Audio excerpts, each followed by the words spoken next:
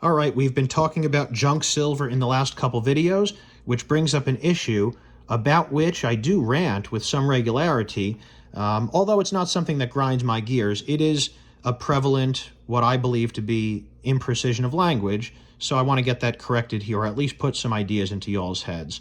So, I personally am sympathetic to the term constitutional silver. I'm sympathetic to that term because I like the Constitution, I like sound money, I like that Article 1, Section 10 of the Constitution prohibits to the states to accept anything except for gold or silver coin as legal tender in payment of debt. All right?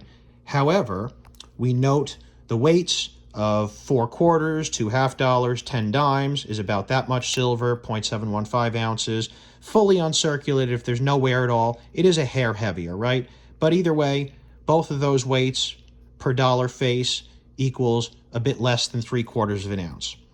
What was the Constitution referring to when it referred to the dollar?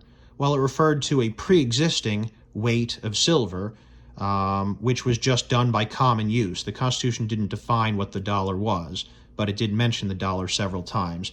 So, there were several coins from around the world, and the word dollar comes from thaler, which was from Austria and elsewhere in Europe, maybe the Netherlands. Anyway, we had in America what was mostly circulating well before the U.S. Mint was ever established, as well as for decades after the U.S. Mint was established. They were still circulating various Spanish colonial coins.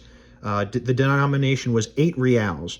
We see this Bolivia coin here, kind of cool, taken from an excavation hoard.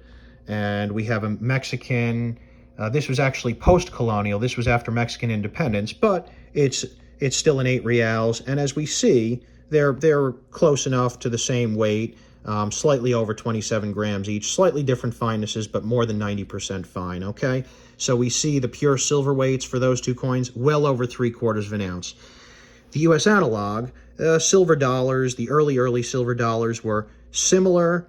These are the most prevalent silver dollars in America. When us coin dealers refer to silver dollars, we're usually referring to the peace dollar, 1921 to 1928, and then again in 34 and 35, as well as the Morgan dollar, which preceded that, 1878 to 1904, and then again in 1921. Anyway, all of these coins, in my not-so-humble opinion, are perfectly acceptable to refer to as constitutional silver.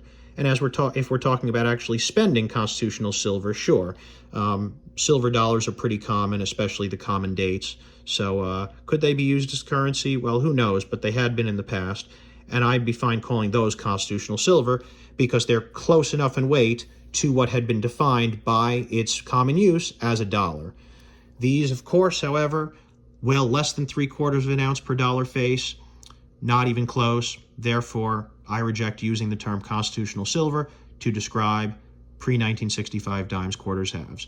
You guys take care now.